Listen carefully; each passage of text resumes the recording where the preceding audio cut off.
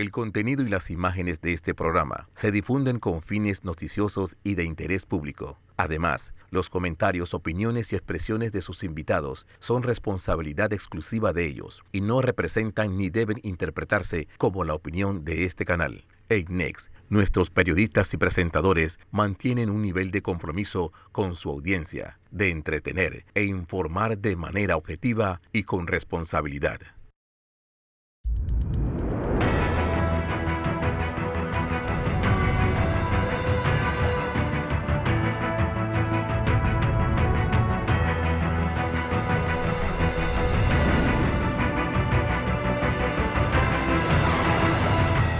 Muy buenos días, Panamá. Hoy es domingo 21 de febrero. Usted está en sintonía de Next, Canal 21. También nos escucha por KW Continente. Una semana que empezamos, con la sombra de ese escándalo del CENIAF y más bien de los albergues.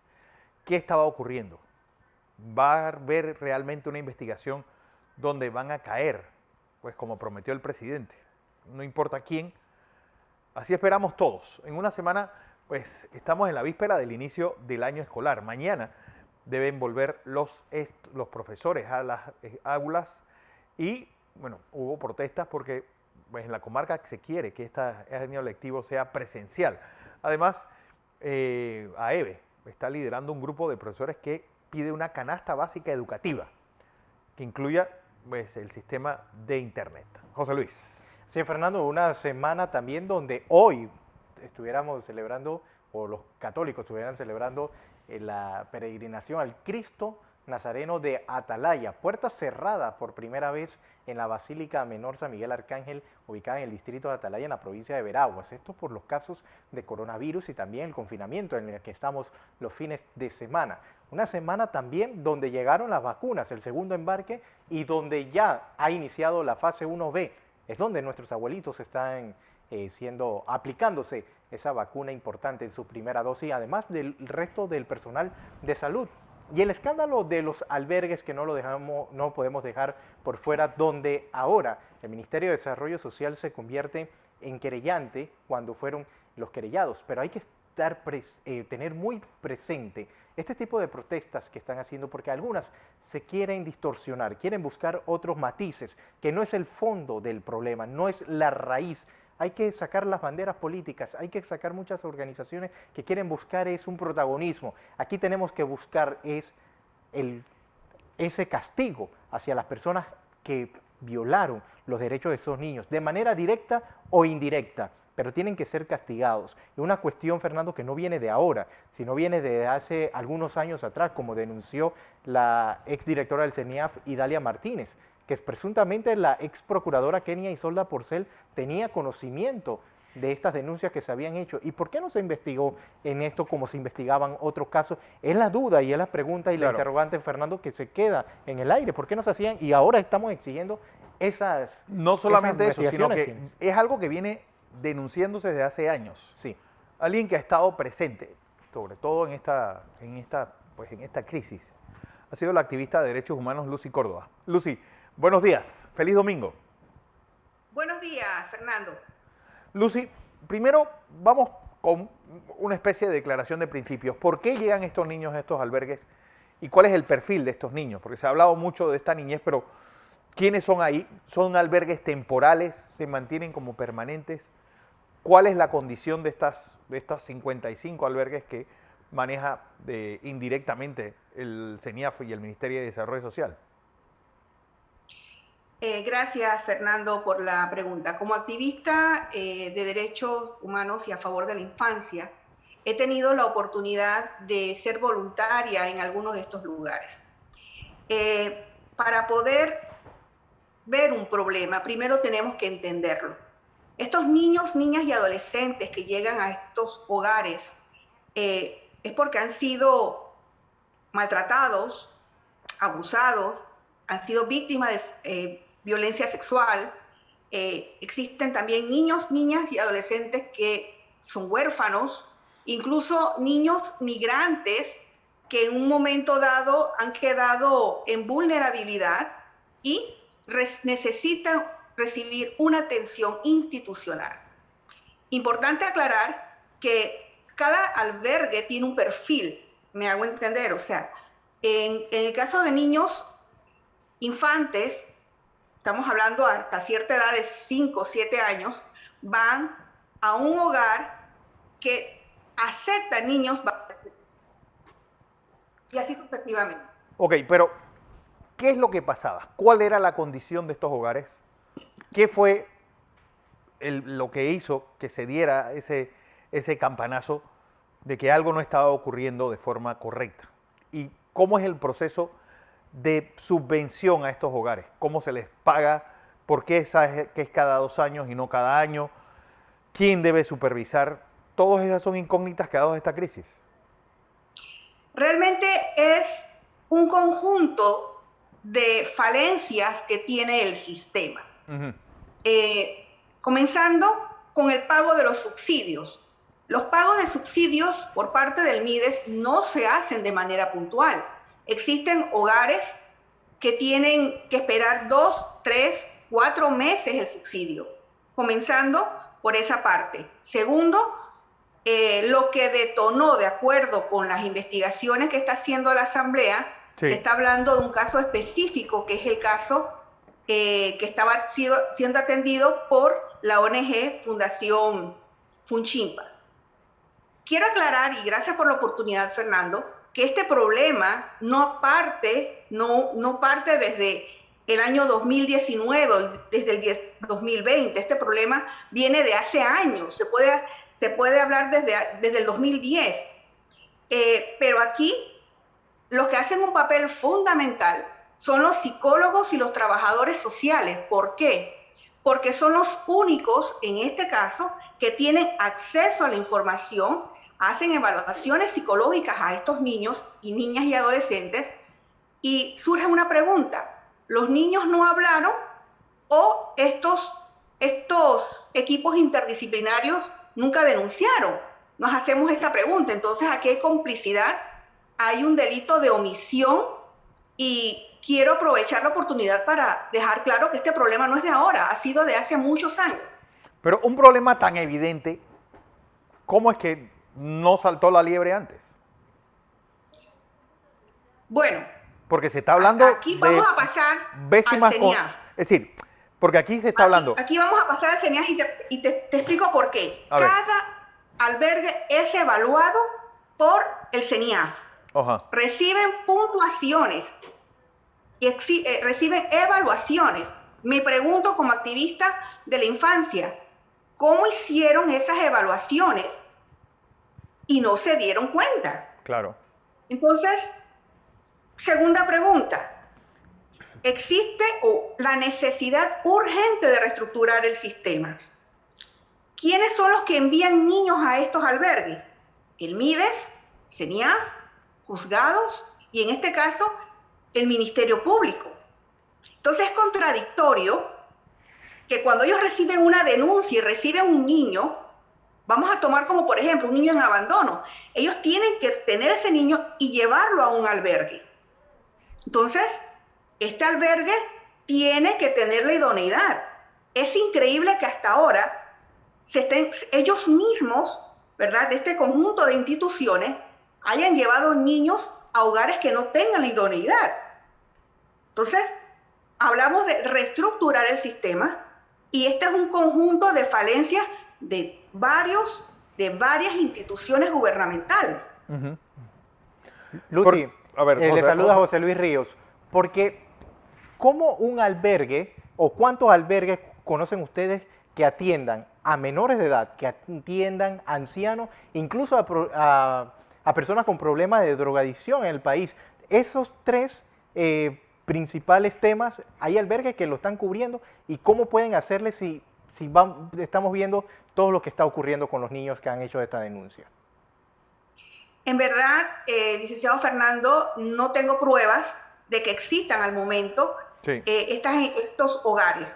En eso sí no quisiera ser responsable de decirles que existe un hogar de esta magnitud. Pero sí invito a investigar un caso en Soná, en donde se presume, ahí estaban llevando niños junto con adultos. Y eso es muy delicado. repito, los albergues tienen que tener perfiles, hogares en donde solamente reciben varones, hogares en donde solamente reciben niños de primera infancia, Sí. hogares que solamente reciben niños en orfandad. También existen hogares que reciben niñas, solamente niñas. Entonces, porque cada albergue tiene que presentar su programa al CENIAF. Nuevamente nos hacemos esta pregunta. Si hubieron falencias en estos albergues, ¿quién revisaba los programas de estas instituciones? Entonces, lastimosamente, tengo que ser muy responsable de decir que hay que reestructurar el sistema del CENIAF y de manera urgente. Pero, es decir, quienes recordamos, pues, lo que era el Tribunal Tutelar de Menores primero, es decir, eso evoluciona a esta privatización, porque es indirectamente una especie de gran privatización del rol del Estado a unos albergues manejados por unas ONG de características muy diversas, religiosas, algunos favores políticos, y resultó ser peor la salsa que el pez. Es decir, resultó ser peor el remedio que la enfermedad. Es decir, ¿hacia dónde debe evolucionar este sistema de albergues? ¿A que solo sea el Estado el que los maneje bajo un criterio, a que se hagan lo que hacen los americanos con los foster house, que son estas familias de acogida para cada caso individual? ¿Cuál es la recomendación que tú crees que mejor se ajuste a un país como este? Gracias por la pregunta, licenciado Fernando. Realmente, nosotros no podemos revictimizar a los niños, a las niñas y a los adolescentes. Existe dentro de la Convención sobre los Derechos del Niño, Sí. avalados por Panamá en noviembre de 1990, indica que todos los niños y las niñas tienen derecho a una familia. Aprovecho la oportunidad que existen niños que han llegado hasta la edad adulta de 18 años en los hogares. Claro. Porque no han tenido familia y no se les ha buscado una alternativa. Se les ha violado el derecho de tener una familia. Existe una ley en este momento de adopciones que tiene que ser nuevamente llevada a la Asamblea. ¿Por qué el Estado utiliza ONG? Ajá. De acuerdo con mi conocimiento y mi experiencia, porque realmente las ONG, no todas, importante aclarar, no todas han incurrido en actos de violencia hacia los niños. Conocemos albergues que han trabajado por años, conocemos albergues que han hecho un trabajo maravilloso con estos niños, se les ha dado protección institucional y no podemos generalizar. Así es que el sistema de tener ONG me parece muy bien. Sí. No podemos tampoco ponerle a los niños, si el sistema de niñez no se mira con una ley de Estado, vamos a estar cambiándoles cada 5 años el sistema a la infancia. Claro. Es por eso que no podemos poner a los niños con una administración distinta cada 5 años. Así que por eso recomiendo que sean las ONGs. Sobre, por ejemplo, Ciudad del Niño, que era casi pues, el gran albergue de mis tiempos. Es decir, ¿cómo está funcionando la administración de este lugar? Y si es un buen ejemplo de lo que debe ser. Al final es una entidad, pues creo que estatal. Lucy. Sí, en este caso de la Ciudad del Niño, si no me equivoco, la que está en Chorrera. En la Chorrera, sí. Es un albergue ejemplar. Sí. Conozco al licenciado Fortunato, es un hombre con vocación, es un lugar que realmente es ejemplo en atención a los niños. Y podemos tomar como referencia de que sí se puede tener instituciones comprometidas con códigos de ética y sobre todo con reglamentos que estén adaptados a la protección integral de estos niños. Es por eso que no podemos generalizar. Sí, y conozco muy bien también, Fernando y Lucy, el tema de Ciudad del Niño, porque en la escuela donde yo estudiaba iban ciertos estudiantes de este lugar y también nos llevaban a nosotros a visitar estos lugares. Pero ¿qué pasa en los otros albergues? Con esto que todo se está denunciando, Lucy, ¿es correcto para ustedes hacer un aumento en las penas o en el castigo a estas personas cuando sabemos que el sistema judicial de nuestro país no anda muy bien visto? Aquí hay que cambiar muchas cosas, comenzando con las leyes. Tenemos que aumentar los años de pena para los violadores sexuales en este caso. Sí. Pero, ¿qué sucedió en el año 2019 con la ley que había sido, solamente para tomarlo como ejemplo, qué pasó en el año 2019 cuando la Asamblea aprobó una ley en donde se iba a registrar los pedófilos en Panamá? Fue vetada. Claro. Entonces, si sucedió esto con algo tan grave, igual que sucede con los albergues, entonces tenemos que comenzar con la Asamblea Legislativa, tenemos que comenzar con la sociedad civil. Este es un trabajo de 4 millones de panameños. Y tratar de que las personas se comprometan, no solamente, como está sucediendo ahora, que muestren la inconformidad con lo que está pasando, sino que también se pronuncien con actos, no solamente con palabras. Y aquí parte de que tenemos que velar por cada albergue y pedirle al CENIAF que por favor tengan equipos comprometidos, con vocación y puedan denunciar. Algo que se hizo muy tarde. Y es importante lo que dijo el licenciado Fernando. Él habló del tutelar de menores. El caso que ha salido en los medios, en donde se han dado actos violentos contra los niños, eso viene desde Metro Amigo, eso viene más, hace muchos años. Pero lastimosamente, como activistas, no tenemos acceso a informaciones internas de cada albergue. Quienes tienen información interna de cada albergue es el CENIAF. Los activistas tenemos que tener una autorización, tenemos que tener para poder llegar a estos lugares. Solamente podemos llegar como voluntarios. Pero quien tiene conocimiento del caso de cada niño es el CENIAF, conjuntamente con los equipos interdisciplinarios. Esto no es, por eso creo que recae la responsabilidad sobre esta institución, y tengo muy buenas relaciones con algunos miembros de esta institución, pero también tengo que ser objetiva. Claro. Es imposible que cuando se hacían los informes de cada menor, la pregunta muy importante que me hizo el licenciado Fernando fue: ¿qué pasa con los jóvenes que se quedan en los albergues? ¿Quién les busca la familia? ¿Quién les busca un hogar acogente? Entonces, hay que darle seguimiento a cada niño. Es un ser humano, tiene dignidad humana y tiene derechos. Y evitar que estos niños lleguen hasta edad adulta. Así es. Lucy Córdoba, activista de derechos humanos, nuestra primera invitada de hoy. Gracias por tu participación. Vamos a información comercial. Cuando regresemos, vamos a hablar con Idalia Martínez. Ella presenta estas denuncias. Ella fue directora de CENIAF hasta el 15 de junio del año 2016. ¿Qué vio?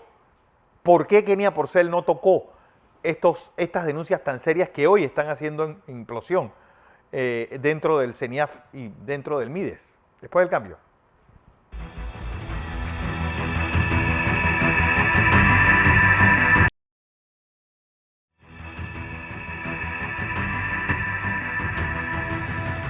Seguimos en la presentación de Entre Líneas. Hoy es domingo 21 de febrero y el tema de los albergues. Hace unos años, Idalia Martínez, en uno de sus últimos actos como directora de la Secretaría de la CENIAF, presentó ante Kenia Porcel una querella por todas las irregularidades que estaban ocurriendo. ¿De qué iban estas irregularidades, Idalia? Buenos días, feliz domingo. ¿Y qué pasó? ¿Por qué esto no tomó el camino que debió tomar? Saludos a ti, a todos los participantes, a quienes te acompañan y a todo el pueblo panameño como siempre. Debo señalar en primer lugar que desde el 14 de agosto de 2014 hasta el 15 de junio de 2016, cuando salí bajo presión por el gobierno varelista, dado que empecé a denunciar situaciones que iba encontrando, lo que yo consideraba era irregular en todos los temas que maneja CENIAF. CENIAF maneja adopciones, CENIAF maneja maltrato de niños, niñas y adolescentes, acogimiento familiar, toda una serie de situaciones, protección de los derechos del niño, menores de edad en riesgo social. Y me di cuenta que dentro del sistema, en el organigrama, en el manual de cargos, hacía falta un trámite que yo comprendo a quien estuvo antes de mi persona, porque ellos lograron en el mes de mayo, y yo inicié en el mes de agosto, hasta el mes de mayo de 2014 es que lograron emitir el decreto ejecutivo para establecer el organigrama y el manual de cargos de CENIAF. Así que yo entro en agosto y no tenían el manual de clasificación de todas las posiciones. Entré en un trabajo arduo a la vez que iba encontrando situaciones y fui entendiendo que no existía un manual de clasificación de cargos donde existiera una dirección encargada de todo el tema de monitoreo, supervisión y fiscalización de albergues, todo el tema de albergues. Así que logré que se me fuese aprobado ese manual, pero además con toda la supervisión de DIGECA y del MEF, un buen salario, 2.500 balboas, y dejé allí nombrado a un director para que pudiese seguir el trabajo que habíamos iniciado. Okay. Además, dejé en esa dirección personal altamente capacitado, psicólogos, trabajadores sociales, abogados, incluso el propio director de esa dirección que dejé nombrado es un abogado. Cuando seguimos trabajando, ocurría algo. CENIAF solamente tenía presencia física en Ciudad de Panamá, un local que ustedes ven ahora alquilado, y en Ciudad de Colón también una sede alquilada. Y consideré que para que se pudiera dar un tratamiento, una supervisión mejor a los albergues y a los niños en vulnerabilidad, era necesario que CENIAF tuviera presencia en todas las provincias. Así que tomé en consideración lo que ya se venía haciendo y logré las partidas presupuestarias, los permisos, las aprobaciones para dejar local de CENIAF que buscamos nosotros y logramos dejarlo trabajando en San Miguelito, 2 locales, muy cerca del órgano judicial y del Ministerio Público, frente a la antigua estatua Roosevelt. En Chorrera, 2 locales. En Santiago, Veraguas, 2 locales. En Chiriquí, 2 locales. En Changuinola, un local amplio con la estructura, el mobiliario, e incluso dejé trabajando como personal de CENIAF en Metetí, Darién. Entonces, lo cual no existía antes. ¿Por qué? Para hacer el monitoreo primero había que conseguir los viáticos. Imagínense el trámite y los que tienen experiencia en los principios de la gestión pública. No se puede utilizar el dinero del Estado cuando yo considere. Entonces había que pedir los trámites para la aprobación de los viáticos. Incluso había momentos donde recibíamos una denuncia y no podíamos atenderla inmediatamente porque, por ejemplo, era en Chiriquí. Entonces, ¿cómo vamos a enviar hoy mismo funcionarios de CENIAF a Chiriquí? No había cómo. Entonces, antes se estaba manejando la situación así, porque no existían este manual de clasificación de cargos. Y las instituciones del Estado no se pueden manejar como una empresa privada. Claro. Así que para lograr atender lo que veníamos recibiendo, era necesario dejar funcionarios de CENIAF en todas las provincias. Es así como yo empiezo a recibir denuncias. ¿De qué formas? Algunos a través de los medios de comunicación, otros me llegaban videos directamente a mi celular porque lograba dar mi celular para que se comunicaran conmigo en todas las denuncias. Otras eran denuncias anónimas. Logré con la AIG, logré dejar debidamente establecido, conectado, un equipo tecnológico a través del cual las personas también pudieran llamar mientras CENIAF estaba fuera de horario de Claro. atención y cuando llegábamos en las mañanas recibíamos esas denuncias. Pero ¿qué tipo de denuncias? Porque cuando uno habla abusos, todo el mundo lo cree o todo el mundo considera que fueron abusos sexuales. ¿De qué tipo de hay abusos eran en distintas su clases de mayoría? abuso y es allí donde la opinión pública no maneja los conceptos. No solamente soy educadora, sino que también abogada, abogada de familia, abogada penalista, abogada en derecho administrativo. Entonces, la opinión pública no maneja todos estos conceptos y lo comprendemos.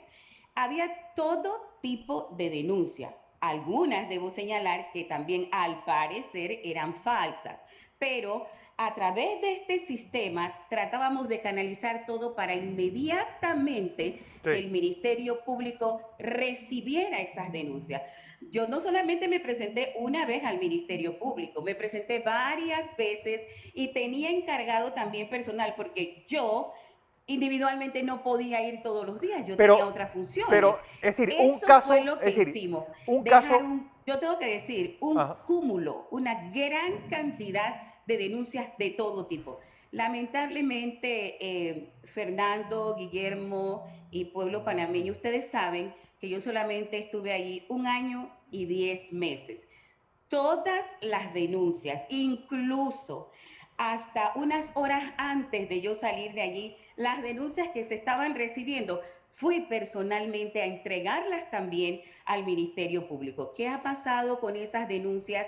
He intentado obtener información, intenté yo que se me permitiera ver las carpetillas después que salí, pero por supuesto no se me ha concedido, dado que ya no soy directora general de CENIAF y todo ese paquete de denuncias se lo dejamos a quien me reemplazó. Debo señalar muy responsablemente que en la que estaba antes de mi persona también me entregó el paquete de denuncias, porque definitivamente se habían presentado denuncias también en mi anterior administración y le dimos el seguimiento. Así que no es solamente las denuncias que presentó la abogada Idalia Martínez en ese momento como directora general, sino que también las de mi anterior administración, y se iban acumulando. Entonces, esto es importante decirlo. ¿Por qué? Cuando empiezo a escuchar estas aberraciones, comidas de perro, abusos sexuales, que menores de edad estaban siendo víctimas de prácticas de abortos ilegales para supuestamente ocultar el abuso sexual, que estaban siendo llevadas y se había planeado una actividad con personas adultas, hombres adultos, que se concedían permisos. No hay razón alguna para que eso ocurriera, porque dejamos una estructura en CENIAF debidamente, legalmente establecida para que eso no ocurriera. Puedo presentar. Idalia, mientras. Aquí yo tengo imágenes. Es que quiero sobre eso quiero hablar. Porque no, quiero. Te escucho, Fernando. Ok. Sí, tú obviamente tenías una junta directiva. ¿Tú advertiste a esa junta directiva que tú estabas presentando estas denuncias? ¿Cuál fue la reacción de una junta directiva que eran 4 ministros de Estado y el Contralor?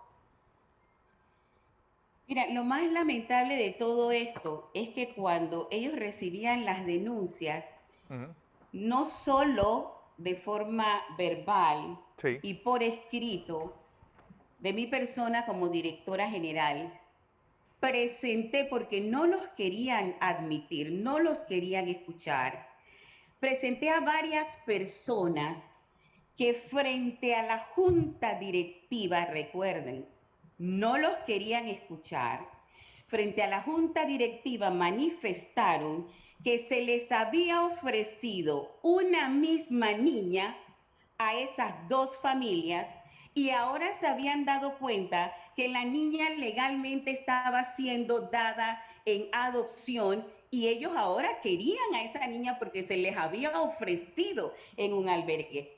Todo eso está grabado con las voces de ellos, su identificación, todo. ¿Hizo algo la junta directiva por eso? ¿Hizo algo el entonces presidente de la Junta Directiva del MIDES, que hoy está de diputado en el Parlacén? ¿Hizo algo entonces el miembro de la Junta Directiva del Ministerio de Trabajo, que hoy está de diputado en la República de Panamá? ¿Hizo algo la ONG que estaba allí en la Junta Directiva? No, Fernando, hay que preguntar. Pero no solamente eso, Hasta que Idalia, yo salí, ellos no habían hecho nada. Sino- Yo sí fui al Ministerio Público Sí. y les presenté a ellos las denuncias y las quejas. Ok, dos cosas. Uno, ¿cómo era el proceso de pago de subvención de estas ONG? Era el MIDES quien pagaba con una dirección, que es la Dirección de Subvenciones. Y dos, ¿qué debe pasar con esta denuncia que presentó el jueves pasado la ministra de Desarrollo Social? Es decir, es una especie de boomerang que va a terminar cayendo de vuelta a ella misma o posiblemente abra un poco más las investigaciones como debe ser. En primer lugar, con respecto a los subsidios, si alguien lo hizo después de mi administración, eso tendrán que investigarlo las autoridades. Correcto.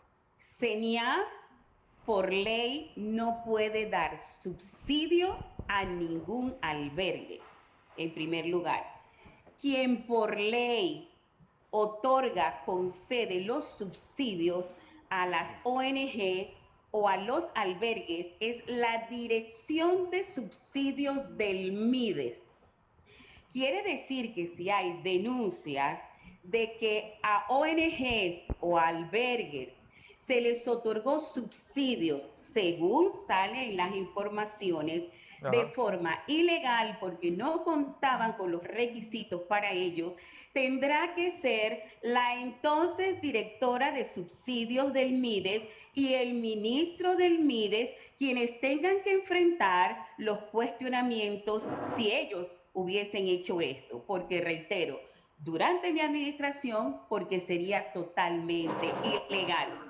Por otro lado, cuando se habla de la actuación reciente de la actual ministra del MIDES, donde ella como también actual presidenta de la Junta Directiva de CENIAF, señala que van a presentar unas querellas y que ella se acerca al Ministerio Público para constituirse en querellante, pero además añade, más que el tema legal, y cito textualmente lo que ella dice, más que el tema legal, ojo, y detengámonos aquí un momento. Si hay cuestionamientos de malos manejos por subsidios, supuestamente, entonces quienes deben responder son los ministros de las dos administraciones, los dos ministros del MIDES, porque hay que ver la fecha en que se les dio esos subsidios y si efectivamente cumplían o no con la ley. Ahora, con respecto a la querella penal que ellos han presentado recientemente, considero que es una ignorancia supina de la ley y considero que pudiera ser también una bomba de humo para distraer la atención pública. ¿Por qué?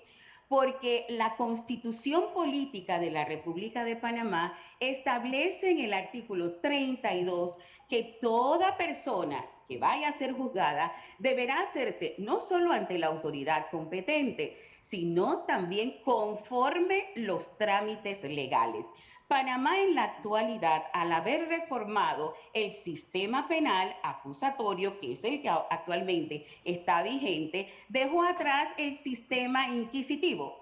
Por tanto, se tiene que aplicar el Código Procesal Penal vigente. Luego de tantos estudios, incluso ha recibido modificación este sistema penal acusatorio. Y claramente, este procedimiento es el que tiene que aplicarse. Se señala quién es el que puede ejercer como querellante legítimo. Este Código Procesal lo dice y no hay ninguna duda. Quien puede constituirse en querellante legítimo es la víctima. Taxativamente lo dice la norma. Ustedes pueden verificar del artículo 79 al artículo 85 del Código Procesal Penal para resumir porque son, miren, tantos artículos. Entonces, ¿quién se puede constituir como querellante legítimo? La víctima. ¿Quién es la víctima en estos casos de presuntos abusos sexuales? de presuntas comidas de perro, de maltratos físicos, de que eran llevados a practicar las niñas abortos ilegales. ¿Quién es la víctima? Estos niños que sufrieron estos vejámenes. Por tanto, el mismo código, para evitar cualquier situación de esta, señala en el artículo 79, el numeral 5, que las instituciones del Estado, en este caso, pueden llegar a presentar una querella, entre otros casos, si hay un presunto delito contra la administración pública, que sería el tema de los subsidios, por ejemplo, o si se hubiesen cometido uso de dineros que no correspondían, por ejemplo, Claro. y que no hubiese participado la dirección del subsidio o el MIDES. Más adelante, para dar la docencia de qué es lo que está pasando en este momento, el artículo 86 dice taxativamente también que habrá inadmisibilidad de la querella cuando el querellante que se presente a ejercer esta acción penal no sea legítimo. ¿Cuál es mi preocupación en esto?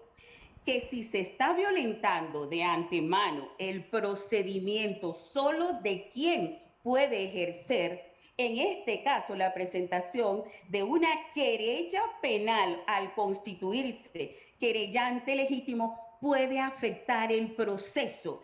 Y si las víctimas son niños, niñas y adolescentes, el artículo 3 de la Convención sobre los Derechos del Niño dice que el Estado panameño se comprometió a en todas sus actuaciones salvaguardar el interés superior del niño, que en este caso es la víctima. Sí. ¿Cómo va a ir CENIAF a través de su directora o el MIDES y el MIDES a través de su ministra a decir que las instituciones se van a convertir en querellantes legítimos cuando eso es totalmente ilegal?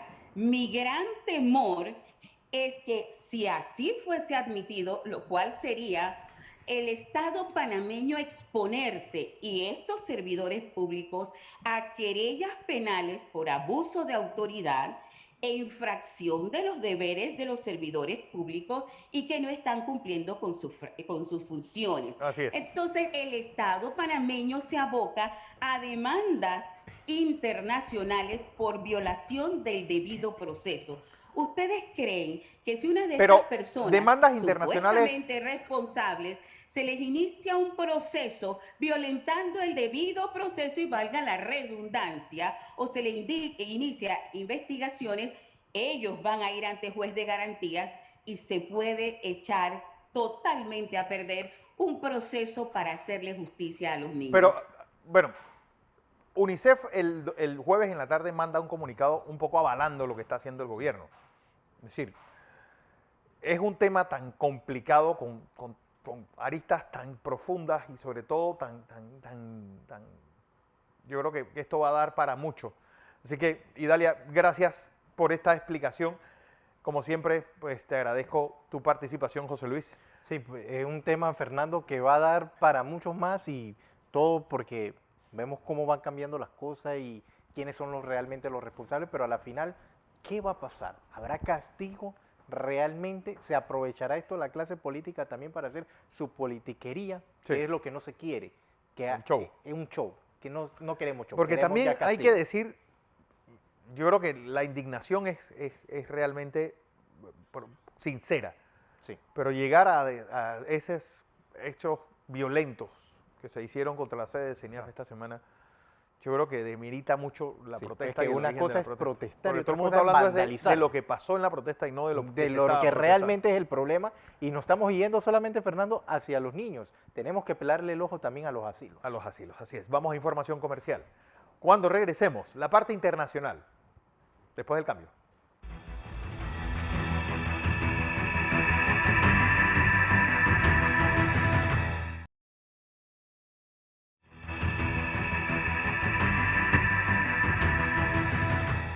Seguimos con más en Entre Línea y en el tema internacional vamos a tocar las protestas, porque si nuestro país no escapa de esta realidad, Europa mucho menos. Para hablarnos de eso nos acompaña Alonso Correa esta mañana. Alonso, buenos días.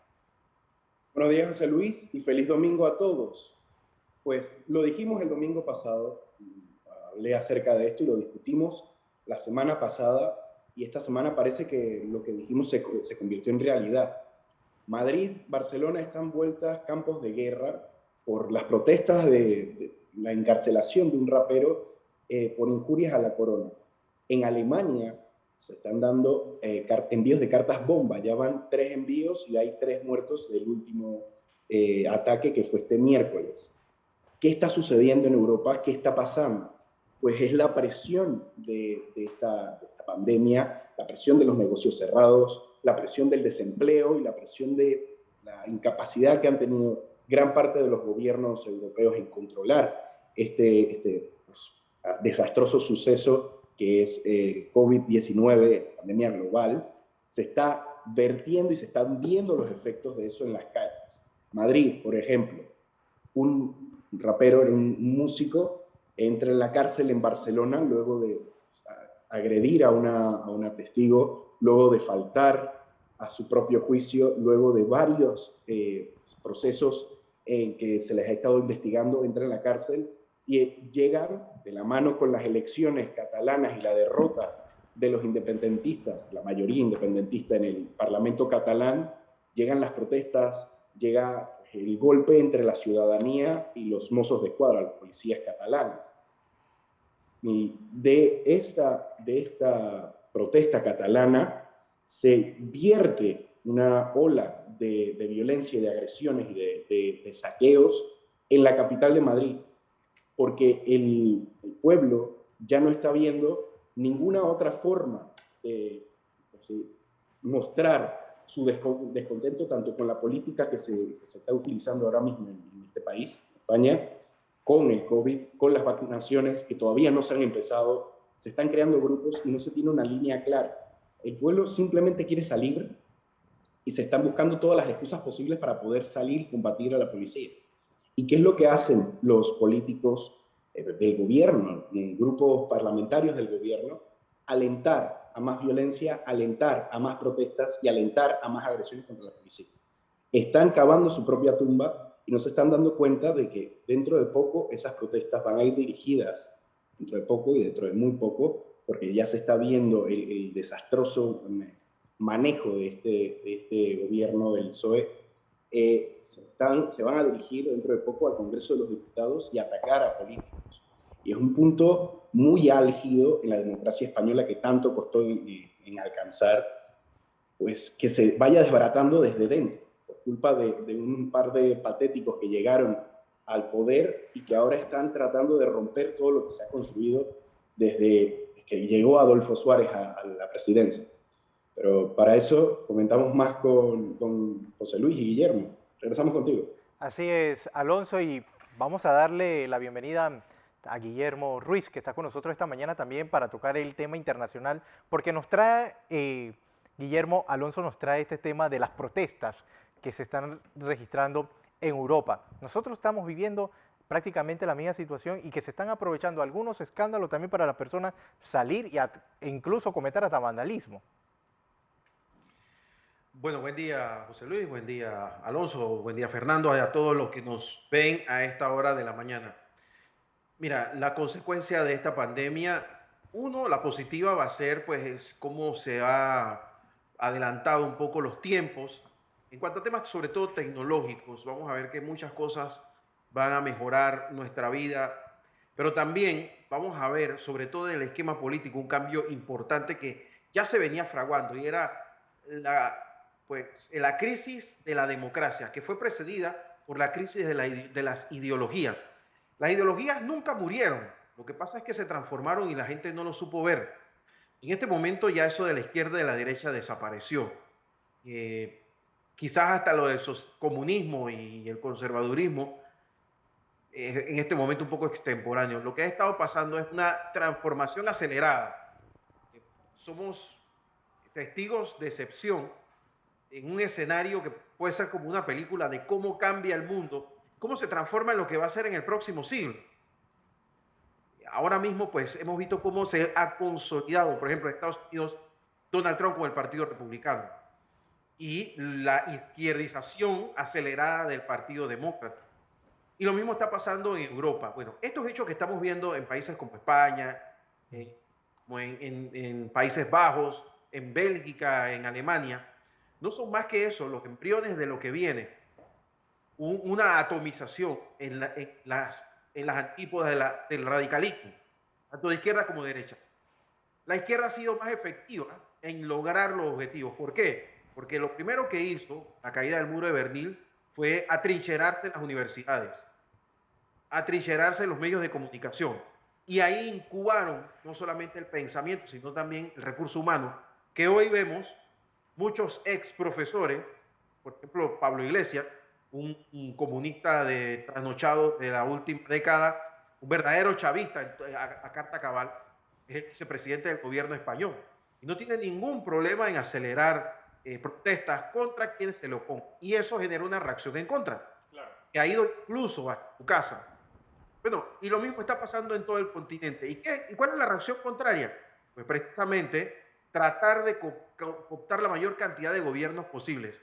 Es muy probable que en Ecuador veamos una batalla electoral entre la izquierda y la izquierda más radical. Y termina de resolverse el tema con Guillermo Lasso, que supuestamente está a la derecha. Y en Perú también vamos a ver cómo la izquierda va a ascender impresionantemente si no llega al gobierno. Lo mismo va a pasar en Chile, lo mismo va a pasar en Colombia, porque ya el germen está instalado. La izquierda le lleva la ventaja a las derechas, pero ya no estamos hablando de la izquierda y las derechas de antes, la democracia cristiana, del Partido Socialista, no. Estamos hablando de verdaderos partidos nacionalistas, algunos enmarcados en esquemas religiosos y otros enmarcados en esquemas de seguridad nacional. ¿Por qué? Porque eso es lo que pide la población actualmente. Hay algo si uno ve la lucha, Colombia, Ecuador, Perú, España, Estados Unidos, ve una lucha de izquierda y derecha. En nuestro país es la izquierda de los apolíticos o de gente que está fuera del sistema, que quiere tomarlo de todos modos, sin importar militancia, pues rechazando ideología, rechazando cualquier tipo de afinidad a cualquier cosa que asemeje a un partido político o a una idea política. Fernando, lo que pasa, y José Luis, lo que pasa es que Panamá tiene el caso contrario a Cuba. En Panamá todos son de centro derecha cómodos, pues vamos a ponerles en el lado cómodo del dólar. Sí. Ahí es donde está la mayor parte de los políticos, incluyendo a los que se llaman de izquierda. Porque cuando tú hablas con la gente de izquierda de Panamá, a todos les gusta vivir bien, les gusta tener finca, les gusta... No estamos hablando de gente que está en las comunas y proyectos ideológicos rimbombantes, estamos hablando de gente muy aterrizada en el capitalismo. Entonces, Panamá tiene todo el espectro contrario. Aquí lo que puede terminar sucediendo es una exacerbación del populismo de derechas. Eso es lo que puede pasar en Panamá. Sinceramente, no veo una izquierdización que llegue al poder en Panamá. En cambio, sí lo veo más probable en Centroamérica. ¿Por qué? Por lo que te decía. Las universidades, los medios de comunicación quedaron optados por el izquierdismo en los últimos 20 años. Eso ha madurado, ha germinado y está ahora en los gobiernos. Ahí está Bukele, que Bukele nadie lo identifica. Bukele es lo primero que ha salido de ese germen. Y así van a salir otros. Y Costa Rica pasa lo mismo. Que no olvidemos que Bukele militó en el partido del Frente Farabundo Martí. Es decir, vino como alcalde de Santa Tecla desde el partido, tal vez el único gran partido ideológico de izquierda que queda en América Central. Bueno, si es que contábamos al sandinismo como un partido de izquierda. Bueno, en Nicaragua, ¿quién se pone alternativa al sandinismo? La señora Chamorro, la hija de Cristiana Chamorro, que tú sabes que es ultraconservadora. Una mujer, bueno, su nombre lo dice todo. Ella se llama Cristiana Chamorro. Bueno, ya no puedes saber por dónde vienen los tiros. Y lo mismo está pasando en Colombia. En Colombia vas contra la izquierda más radicalizada, con la FARC detrás, y si le va bien a la derecha, con la gente de Uribe. Claro. Si le va bien, porque si no es entregarse completamente. Entonces ya estás viendo cómo se va polarizando. Pero la pregunta, Memo, directamente. Tú que militaste muchos años en un partido político, los partidos no ven esto, no piensan rehacerse, reinventarse. Ellos creen que con los mismos dogmas de siempre la gente va ahí como borregos a votarles el día de las elecciones. Mira, te voy a dar mi experiencia, Fernando, ya que me la pides. Yo participé en muchos congresos centroamericanos de líderes de partidos políticos en el caso de la democracia cristiana. Y una de las cosas que yo más notaba de los partidos políticos y de sus dirigentes era que eran los que menos formación política tenían. Sí. Tenían, por supuesto, mucho bagaje de network, de conocimiento, eran personas que habían sido ministras previamente, que habían pasado, pero no venían de abajo. Ahora, está también el caso contrario. Napoleón Duarte, Felipe Calderón, que comenzaron pegando papeletas en las paredes. Pero al final del camino, el problema es que se rodean de gente no construida en la formación política. ¿Eso a qué te lleva? A que los gobiernos pierdan el norte de las ideas primarias, las ideas que formaron al partido, y terminan poniéndose todos alrededor del que pone el salario y del que pone precisamente la parte de la planilla. Y cuando es así, pues los partidos actúan en función del que está en el poder. Y eso pasa en toda América Latina. Pero eso es lo que creo que va a cambiar. Porque ahora eso se va a ir acompañado ahora sí de una ideología fuerte, que son las extremas izquierdas y las extremas derechas. Porque uno, por ejemplo, yo creo que el caso de la democracia cristiana es un caso emblemático de éxito y de fracaso. Un partido que pues dominó América Central durante todos los periodos de transiciones de las dictaduras militares y de la caída del muro, no solamente América Central, sino también pues el Partido Popular de España tiene una parte, desde Alianza Popular, una parte importante de la democracia cristiana. El partido, el partido de derecha en México, Chile, pero todo eso, como si fuera un castillo, magnífico castillo de naipes, se vino abajo y no queda nada. Es decir, no quedó ni el humo de todo este fuego. De la formación política no quedó nada, pero lo que ha pasado con los partidos socialdemócratas y con los partidos demócratas cristianos, que pues se intercalaron los gobiernos en América Latina en los años 60 y 70, es que todos se fueron a diferentes agrupaciones políticas o también a la academia o a los medios de comunicación. Y tú vas a ver que incluso en Panamá, todos los partidos políticos tienen entre sus dirigentes mediáticos a un ex democristiano. Sí. Te vas a dar cuenta también que muchos de los medios de comunicación también hay por todas partes, y no solamente en Panamá, en todas partes de América Latina. ¿Por qué? Porque tanto la socialdemocracia como la democracia cristiana llegaron a tener universidades incluso de formación política en diferentes continentes. O sea, hubo un trabajo de crear dirigentes. ¿Pero qué pasó? Los máximos dirigentes no tenían esa formación y no creían en la formación política. Entonces, claro, mezclaban los elementos formados, que es lo que sí ha dado resultado en Europa. En Europa los elementos formados son los que dirigen los países. Claro. Entonces, tú estás viendo a Pablo Iglesias en España ahora, que es el elemento más radical, pero también ves a Pedro Sánchez, que uno puede decir que es cabeza hueca y todo lo demás, pero tiene una formación también en la antípoda del socialismo, que pues, está muy lejos de donde lo dejó Felipe González. Pero al final sí tiene una formación política que le permitió volver a un poder del cual había sido expulsado. Para eso tú requieres, además de mucho, pero mucho talante y mucha mano izquierda, también necesitas estar muy bien formado. Eso en América Latina se ha perdido, y por eso todos estos movimientos van a pegar con todo en América Latina. No te estoy hablando de dentro de 20 años. Esto es una transformación que no va a durar más de 10 años. Así es.